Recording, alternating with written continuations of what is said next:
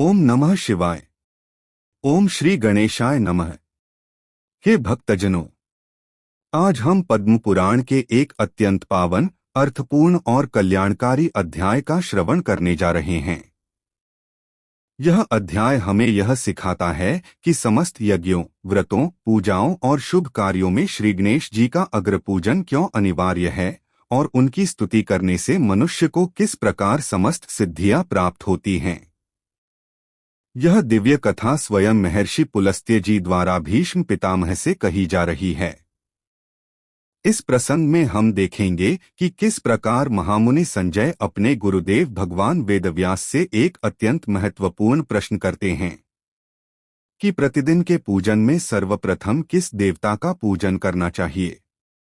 इस अध्याय में भगवान गणेश के अवतार का रहस्य, पार्वती माता का स्नेह, कार्तिकेय और गणेश जी की दिव्य प्रतियोगिता, माता पिता की महिमा, मोदक का आध्यात्मिक अर्थ और गणेश जी को प्राप्त अग्रपूजा का शाश्वत वरदान, इन सब का अत्यंत सुंदर और गूढ़ वर्णन मिलता है।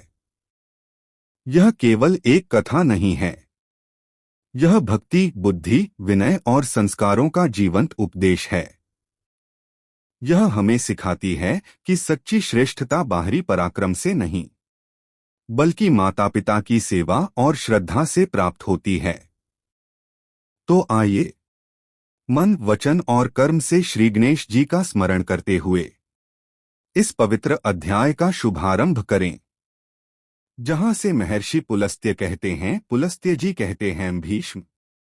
इसके बाद एक दिन व्यास जी के शिष्य महामुनि संजय ने अपने गुरुदेव को प्रणाम करके प्रश्न किया। संजय ने पूछा, गुरुदेव, आप मुझे देवताओं के पूजन का सुनिश्चित क्रम बतलाइए। प्रतिदिन की पूजा में सबसे पहले किसका पूजन करना चाहिए?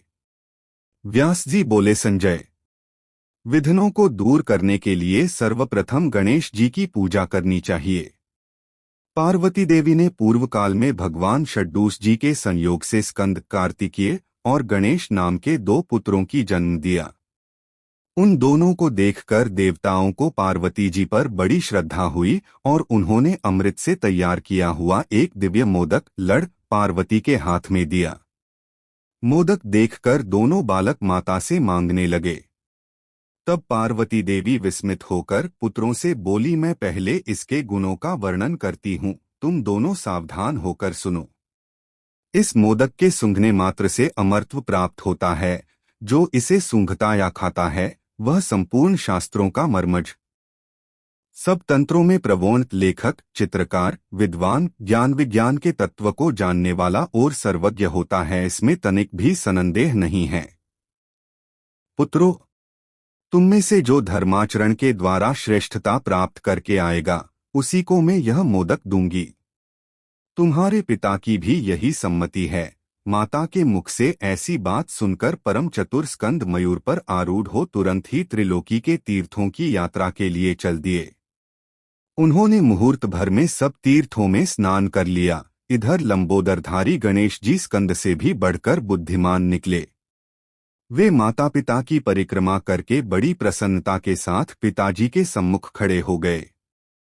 फिर स्कंद भी आकर पिता के सामने खड़े हुए और बोले, मुझे मोदक दीजिए। तब पार्वती जी ने दोनों पुत्रों की ओर देखकर कहा, समस्त तीर्थों में किया हुआ स्नान, संपूर्ण देवताओं को किया हुआ नमस्कार, सब यज्ञों का अनुष्ठान तथा सब प्रकार के व्रत, मंत्र, योग और संयम का पालन, ये सभी साधन माता पिता के पूजन के 16वें अंश के बराबर भी नहीं हो सकते। इसलिए यह गणेश सैकड़ों पुत्रों और सैकड़ों गणों से भी बढ़कर है।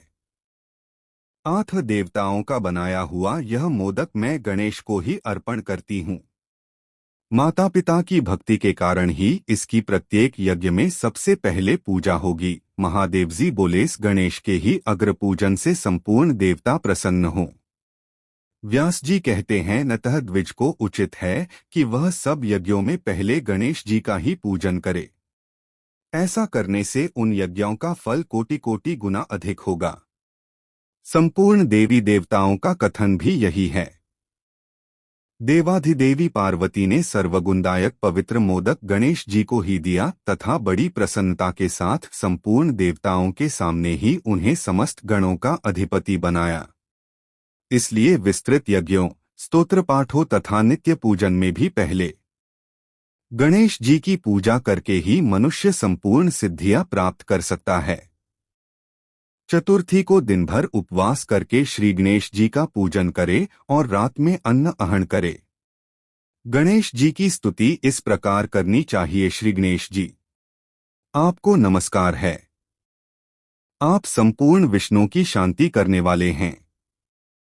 उमा को आनंद प्रदान करने वाले परम बुद्धिमान प्रभु, भवसागर से मेरा उद्धार कीजिए। आप भगवान षड्डूर को आनंदित करने वाले हैं। अपना ध्यान करने वालों को ज्ञान और विज्ञान प्रदान करते हैं। विघ्नराज, आप संपूर्ण दैत्यों के एकमात्र संहारक हैं। आपको नमस्कार है। आप सबको प्रसन्नता और लक्ष्मी देने वाले हैं, संपूर्ण यज्ञों के एकमात्र रक्षक तथा सब प्रकार के मनोरथों को पूर्ण करने वाले हैं। गणपते, मैं प्रेम पूर्वक आपको प्रणाम करता हूँ। जो मनुष्य उपर्युक्त भाव के मंत्रों से गणेश जी का पूजन करता है, वह सब पापों से मुक्त होकर स्वर्गलोक में प्रतिष्ठित होता है। अब मैं गणेश जी के 12 नामों का कल्याणमय स्तोत्र सुनाता हूँ। उनके 12 नाम ये हैं: गणपति, विप्नराज, लंबतुंड, गजानत, द्वामातुर, हेरंब, एकदंत, गणाधिप, विनायक, चारुकर्ण, पशुपाल और भवात्मज। जो प्रातःकाल उठकर इन 12 नामों का पाठ करता है, संपूर्ण विश्व उसके वश में हो जाता है तथा उसे कभी विघ्न का सामना नहीं करना पड़ता।